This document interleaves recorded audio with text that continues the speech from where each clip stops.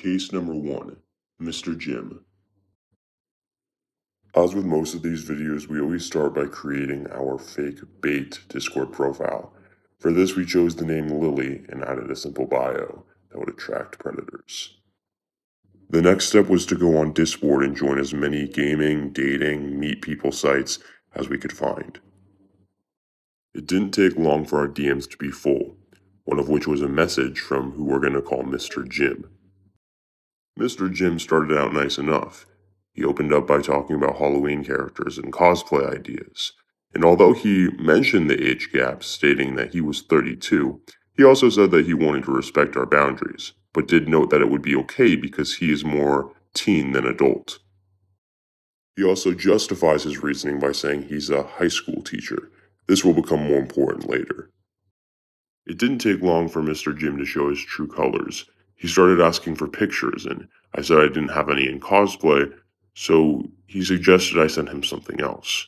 As you can see at the bottom message, he says, "It's not every day you get the opportunity to show off for a teacher on Discord. Send me something fun." He asked me to send him a picture of something I might wear if I wanted to impress my hot teacher. Remember that Mr. Jim himself is a high school teacher. So I decided to press him a bit and ask him if there was ever a student he had a crush on, and he said that some of his students had been really hot.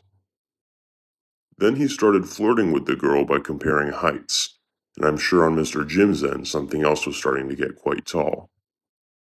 At this point, I'm disgusted that a 32-year-old high school teacher would be hitting on a 16-year-old girl on Discord, so I go into full information gathering mode. He tells me he wants to stay as anonymous as possible, but does tell me he lives on the West Coast. During this conversation, Mr. Jim also goes full creepo mode.